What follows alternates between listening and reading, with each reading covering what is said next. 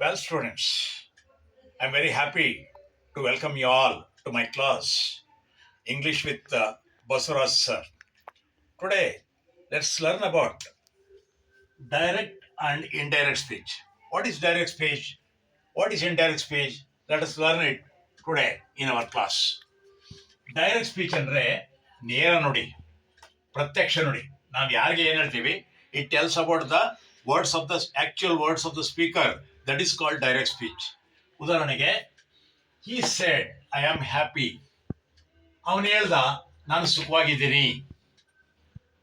ನಾವು ನಮ್ಮ ಮಾತಲ್ಲೇ ಅದನ್ನು ಹೇಳಿದರೆ, when we quote it in our own words, when we quote in our own way, when we report the what he has said in our own words, that is called indirect speech.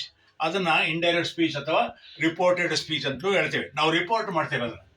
ಅವನು ಹೇಳ್ದ ನಾನು ಸುಖವಾಗಿದ್ದೀನಿ. ಅವನು ಏನ್ ಹೇಳ್ದ ಅಂದ್ರೆ ಅವನು ಸುಖವಾಗಿದ್ದಾನಂತೆ ಅಂತ ಹೇಳ್ತೀವಿ. ಈ said that he was happy. ನೋಡಿ ಏನ್ ಚೇಂಜಸ್ ಆಗಿದೆ ಡೈರೆಕ್ಟ್ ಸ್ಪೀಚ್ಗೂ ಇಂಡೈರೆಕ್ಟ್ ಸ್ಪೀಚ್ಗೂ. ಏನ್ ಚೇಂಜಸ್ ಆಗಿ ನೋಡಿ, ಇಲ್ಲಿ ಒಂದು ಕಾಮ ಇದೆ, ಅದನ್ನ ತೆಗೆದುಬಿಡ್ಬೇಕು. ಇಲ್ಲಿ ಇನ್ವರ್ಟೆಡ್ ಕಾಮ ಇದೆ, ಇನ್ವರ್ಟೆಡ್ ಕಾಮ ಇದೆ, ಎರಡು ಕಡೆ ಇದೆ. ಐ ಆಮ್ ಹ್ಯಾಪಿ ಅನ್ನುವಾಗ ಇನ್ವರ್ಟೆಡ್ ಕಾಮದಲ್ಲಿ ಇಟ್ಟಿದ್ದೀವಿ ನಾವು, ಅದನ್ನು ಕೂಡ ತೆಗೆದುಬಿಡ್ಬೇಕು. ಕಾಮ ಮತ್ತು ಇನ್ವರ್ಟೆಡ್ ಕಾಮ ಎರಡನ್ನೂ ಕೂಡ ಇಂಡೈರೆಕ್ಟ್ ಸ್ಪೀಚ್ಗೆ ಚೇಂಜ್ ಮಾಡುವಾಗ ತೆಗೆದುಬಿಡ್ಬೇಕು. ಅದು ಮೊದಲನೇ ಪಾಯಿಂಟ್. ಆಮೇಲೆ ಈ ಸೆಟ್ಗೆ ಈ ಸೆಡ್ಡೇನೆ ದಟ್ ಅಂತಕ್ಕಂಥ ಒಂದು ಕಂಜಂಕ್ಷನ್ ಹಾಕ್ಬೇಕು. ಹೀಗೆ ಐ ಇರೋದು ಈ ಆಗುತ್ತೆ, ಐ ಇರೋದು ಈ ಅಥವಾ ಶಿ ಆಗುತ್ತೆ. ಇಲ್ಲಿ ಐ ಆಮ್ ಹ್ಯಾಪಿ ಇರೋದು he was happy. Is am ಇರೋದು ವಾಸ್ ಆಗುತ್ತೆ, ಹ್ಯಾಪಿಗೆ ಹ್ಯಾಪಿನೇ ಆಗುತ್ತೆ. he said I am happy. He said that he was happy. ಹಾಗೆ ನೆಕ್ಸ್ಟ್ ನೋಡೋಣ. she said I am living here. ಅವಳು ಹೇಳಿದ್ಲು ನಾನು ಇಲ್ಲಿದ್ದೇನೆ. she said ಗೆ she said, ಇಲ್ಲೂ ಕೂಡ ನೀವು ಕಾಮ ಇರುತ್ತೆ, ಕಾಮ ತೆಗೆದುಬಿಡ್ಬೇಕು. ಇನ್ವರ್ಟೆಡ್ ಕಾಮ ಇದೆ, ಅದನ್ನು ಕೂಡ ತೆಗೆದುಬಿಡ್ಬೇಕು. ಆಮೇಲೆ ಬರೀ he said that ಐ ಇರೋದು ಅವಳು ಹೇಳಿದ್ಲು, ಶಿ ಅಂತ ಇರೋದ್ರಿಂದ ಅವಳೇ ಹಾಕ್ಬೇಕು. ಶಿ ಈಸ್ ಆಮ್ ಇರೋದು ವಾಸ್ ಆಗುತ್ತೆ. ಲಿವಿಂಗ್ ಏನೇ ಹಿಯರ್ ಇರೋದು ದೇರ್ ಆಗುತ್ತೆ. ನಾನು ಇಲ್ಲಿದ್ದೇನೆ ಅಂತ ಹೇಳಿದ್ಲು ಅಂದ್ರೆ ಅವಳು ಅಲ್ಲಿದ್ದಾಳೆ ಅಂತ ಹೇಳಿದ್ಲು ಅಂತ ಹೇಳ್ಬೇಕಾಗತ್ತೆ. ನೀವು ಇಂಡೈರೆಕ್ಟ್ ಸ್ಪೀಚ್ ಅಲ್ಲಿ ಪರೋಕ್ಷ ನುಡಿಯಲ್ಲಿ ಹಾಗೆ ಹೇಳ್ಬೇಕಾಗುತ್ತೆ. ನೀವು ರಿಪೋರ್ಟ್ ಮಾಡೋದು ಹಾಗೇನೆ. She said that she was living there. ಮುಂದೆ ನೋಡೋಣ. He said I have lived here. ನಾನು ಇಲ್ಲಿ ವಾಸವಾಗಿದ್ದೆ. ಅದನ್ನ ಹೇಳಿದಾಗೆ ಅಂದ್ರೆ ಎಲ್ಲರೂ ಕೂಡ ಕಾಮ ಇನ್ವರ್ಟೆಡ್ ಕಾಮ ತೆಗೆದ್ಬಿಟ್ಟು ಈ ಸೆಡ್ ಹ್ಯಾವ್ ಇರೋದು ಹ್ಯಾಡ್ ಆಗುತ್ತೆ. He had lived there. ಲಿವ್ಡ್ಗೆ ಲಿವ್ಡೇನೆ, ಹಿಯರ್ಗೆ ದೇರ್ ಆಗುತ್ತೆ. ಹ್ಯಾವ್ ಇರೋದು ಹ್ಯಾಡ್ ಆಗುತ್ತೆ. ಹ್ಯಾಸು ಹ್ಯಾವ್ ಇದ್ರೆ ಹ್ಯಾಡ್ ಆಗುತ್ತೆ. ಆಮು ಈಸ್ ಇದ್ರೆ ವಾಸ್ ಆಗುತ್ತೆ. ಆಮೇಲೆ he said I have been living here. ಇದು present continuous, present perfect continuous tense. ಇದು ಮೊದಲನೇದು ಸಿಂಪಲ್ ಪ್ರೆಸೆಂಟ್ ಟೆನ್ಸು, ಎರಡನೇದು ಇದು present perfect tense, present perfect continuous tense ಇದು. He said I have been living here. ನಾನು ಇಲ್ಲಿ ವಾಸ ಮಾಡ್ತಾ ಇದ್ದೇನೆ. ಅದನ್ನ ಈ ಸೆಡ್ ಇಲ್ಲೂ ಕೂಡ ಮೊದಲನೇದಾಗಿ ಕಾಮ ಮತ್ತು ಇನ್ವರ್ಟೆಡ್ ಕಾಮ ತೆಗೆದ್ಬಿಟ್ಟು he said that he had been living there. ಹೀಗಿರೋದು ದೇರ್ ಆಗುತ್ತೆ. ಅದನ್ನ ಏನಾಯ್ತು ಅಂದ್ರೆ ಹ್ಯಾವ್ ಬೀನ್ ಇರೋದು ಹೋಗ್ಬಿಟ್ಟು ಹ್ಯಾಡ್ ಬೀನ್ ಆಯ್ತು.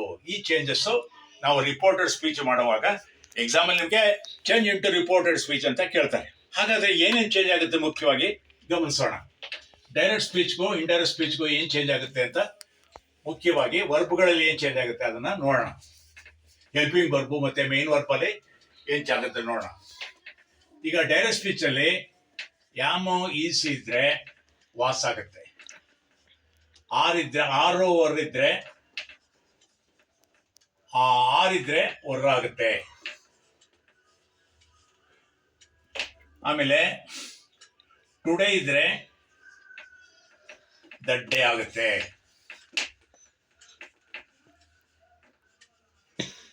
ಟುಮಾರೋ ಇದ್ರೆ ದ ನೆಕ್ಸ್ಟ್ ಡೇ ಆಗುತ್ತೆ.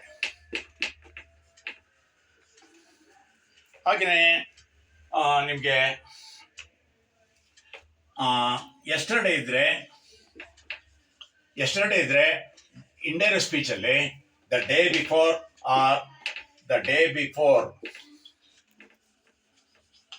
ಆರ್ ದ ಪ್ರೀವಿಯಸ್ ಡೇ ಅಂತ ಆಗುತ್ತೆ. ಚೇಂಜ್ ಆಗುತ್ತೆ. ಅದು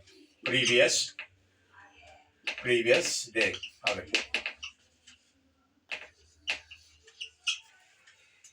ಹಾಗೆ ಇನ್ನೂ ಕೆಲವು ಚೇಂಜಸ್ ಆಗುತ್ತೆ, ನೋಡೋಣ.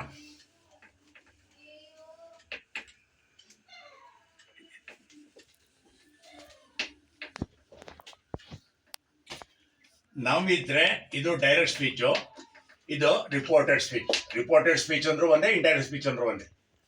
ಈಗ ನಾವು ಇದ್ರೆ, ಈಗ ಅಂತ ಇದ್ರೆ ಇಲ್ಲಿ ಆಗ ಅನ್ನೋದಕ್ಕೆ ದೆನ್ ಆಗುತ್ತೆ. ಎಗೋ ಇದ್ರೆ ಬಿಫೋರ್ ಆಗುತ್ತೆ. ಆಮೇಲೆ ಹ್ಯಾಸ್ ಹ್ಯಾವ್ ಇದ್ರೆ ಇದು ಹ್ಯಾಡ್ ಆಗುತ್ತೆ. ವಿಲ್ಲು ಶೆಲ್ಲು ಇದ್ರೆ ನಾವು ರಿಪೋರ್ಟೆಡ್ ಸ್ಪೀಚ್ಗೆ ಚೇಂಜ್ ಮಾಡುವಾಗ ವುಡ್ ಆಗುತ್ತೆ.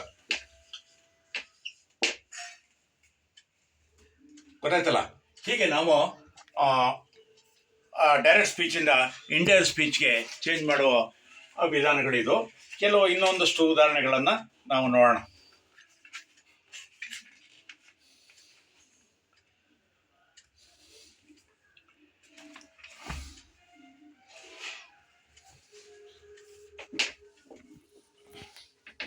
ನಾವು ಟ್ರೈ ಮಾಡಿ, ಈಗ ನಾನು ತಿಳ್ಕೊಡ್ತೀನಿ. He said, I can do it. ಎರಡದು, she said, I will come tomorrow.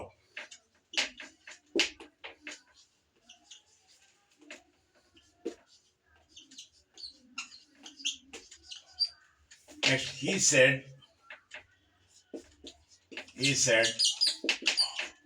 I have a car.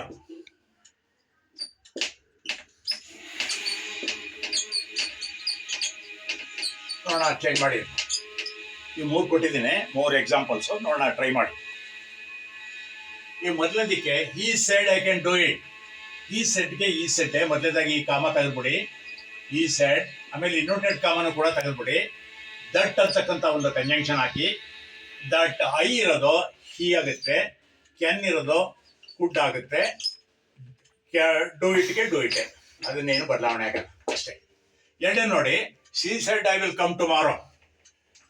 ಇಲ್ಲೂ ಅಷ್ಟೇ ಕಾಮ ಮತ್ತು ಇನ್ನೊಂದು ಕಾಮ ತೆಗೆದ್ಬಿಡಿ. she said that she ಇರೋದನ್ನ she, ವಿಲ್ ಇರೋದು ವುಡ್ ಆಗುತ್ತೆ ಅಂತ ಆಗಲೇ ಹೇಳಿದೆ ನಾನು. ವುಡ್ ಕಮ್ಗೆ ಕಮ್, ಟುಮಾರೋ ಅನ್ನೋದಕ್ಕೆ ದ ನೆಕ್ಸ್ಟ್ ಡೇ ಆ ಥರ ಆಗುತ್ತೆ. ಲಾಸ್ಟ್ ಒನ್ ನೋಡಿ, he saidಗೆ ಈ ಸೆಡ್ಡೆ ದಟ್ ಅಂತಕ್ಕಂಥ conjunction hockey, I have a car. he had a car. have ಇರೋದು had a car. ಸ್ನೇಹಿತರೆ, ನಿಮಗೆ ಗೊತ್ತಾಯ್ತಲ್ಲ? ಇದಿಷ್ಟು ಕೂಡ ಇವತ್ತಿನ ಡೈರೆಕ್ಟ್ ಇಂಡೈರೆಕ್ಟ್ ಸ್ಪೀಚ್ಗೆ ಚೇಂಜ್ ಮಾಡತಕ್ಕಂಥ ಒಂದು ವಿಧಾನಗಳು. ನಿಮಗೆ ಈ ವಿಡಿಯೋ ಇಷ್ಟ ಆದರೆ ಲೈಕ್ ಮಾಡಿ, ಶೇರ್ ಮಾಡಿ, ಹಾಗೆ ಸಬ್ಸ್ಕ್ರೈಬ್ ಆಗಿ ಅಂತ ಹೇಳ್ತಾ ನಿಮ್ಮೆಲ್ಲರಿಗೂ ಕೂಡ ಥ್ಯಾಂಕ್ ಯು ಸೋ ಮಚ್.